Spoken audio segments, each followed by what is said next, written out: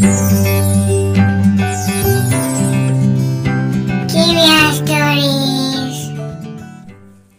Friends, welcome to our channel. బంగారు పళ్ళెం part 2 ఏమిటో చూద్దామా. గుడిలో పూజారి ఈ పళ్ళెం మీదే తీసుకువెళ్ళండి అని పెద్ద ఆయనకి ఇస్తాడు. పెద్ద ఆయన పేరు శివకేశవ.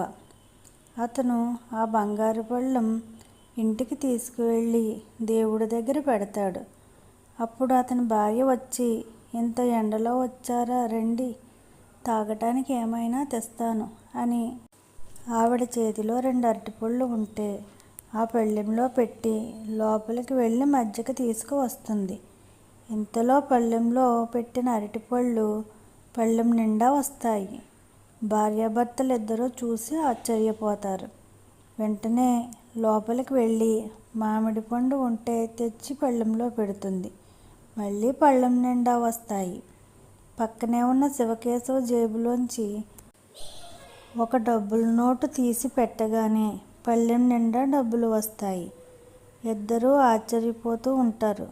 కాసేపటికి తేరుకుని ఇదంతా శివయ్య లీల అనుకుని శివకేశవ ఇలా అంటాడు, ఇది దేవుడి సొత్తు, ఇది అందరికీ చెందాలి అని ఎవరికి కష్టం వచ్చినా ఆదుకుంటూ ఉంటాడు.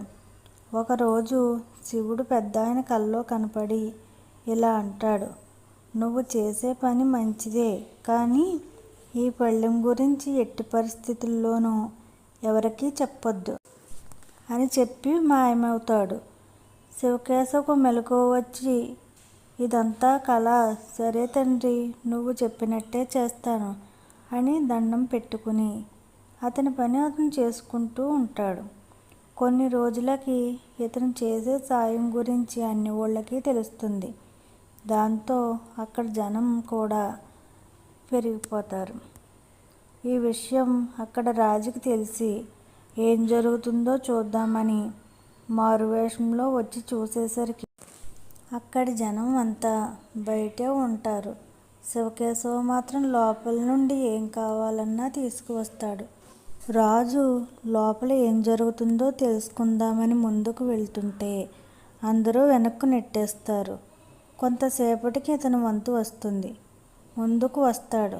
శివకేశవ, అయ్యా, మీకు ఏం కావాలి అని అడుగుతాడు. రాజు ఇలా అంటాడు, లోపల ఏం జరుగుతుంది, ఇవన్నీ ఎలా తీసుకువస్తున్నారు అని అడుగుతాడు. అవన్నీ మీకెందుకయ్యా, మీకు ఏం కావాలో చెబితే నేను వెళ్ళి తీసుకువస్తాను అంటాడు. దాంతో రాజుకు పంతం పెరిగి గట్టిగా అడుగుతాడు. శివకేశవ ఏమీ మాట్లాడడు. ఒక నవ్వు నవ్వి తన పని తను చూసుకుంటాడు. అప్పుడు రాజు కోపంతో మారువేషం తీసి తన దగ్గర ఉన్న సైనికులను పిలిచి బంధించి అడిగినా కూడా ఏమీ చెప్పడు. అప్పుడు రాజు లోపలికి వెళ్ళి అంతా చూస్తాడు. అక్కడ ఏమీ కనిపించదు. బయటకు వచ్చి ఇదంతా ఏదో మాయలాగా ఉంది అని శివకేశవని తీసుకుని వెళ్ళిపోతారు. చాలా హింస పెడతారు, అయినా కూడా చెప్పడు. ఇంకా రాజుకు విసుగు వచ్చి రేపు ఇతనికి ఉరిశిక్ష వేయండి అని ఆజ్ఞ వేస్తాడు.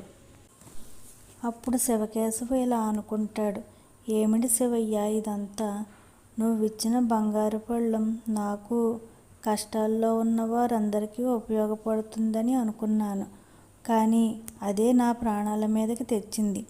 సరే, అయినా కూడా నేను నిన్ను ఏమీ అనను, ఎందుకంటే నీకు ఇష్టమైన భక్తుణ్ణి అని అందరి ముందు నిరూపించావు. ఇది నువ్వు పెట్టిన పరీక్ష అయినా సరే, లేదా నీ దగ్గరకు రావడానికి దారి అయినా సరే, నేను మాత్రం నిన్ను తప్పుగా అనుకోను. నీ ఇష్టం, నీకు ఏది న్యాయం అనిపిస్తే అదే చెయ్యి తండ్రి అని మౌనంగా ఉండిపోతాడు. తరువాత రోజు శిక్ష అమలు చేయటానికి తీసుకువెళ్తారు. అప్పుడు రాజు దగ్గరికి శంకరుడు వచ్చి ఇలా అంటాడు, మూర్ఖుడా, శివకేశవుడు నాకు ఇష్టమైన భక్తుడు. అతను ఇదంతా గుడిలో బంగారు పళ్ళెం ఇచ్చాను కదా, దాని మహిమతో చేస్తున్నాడు. అతనికి నేనే చిన్న పరీక్ష పెట్టాను, అందువల్ల నీకు అసలు విషయం చెప్పలేదు. నువ్వు వెంటనే శిక్ష రద్దు చెయ్యి, లేదంటే నీకు అంతకంటే పెద్ద శిక్ష వేస్తాను అని మాయమైపోతాడు. అప్పుడు వెంటనే రాజు వెళ్ళి ఉరిశిక్ష రద్దు చేసి క్షమించమని అడుగుతాడు. Please like, share and subscribe friends, and don't forget to on the bell icon.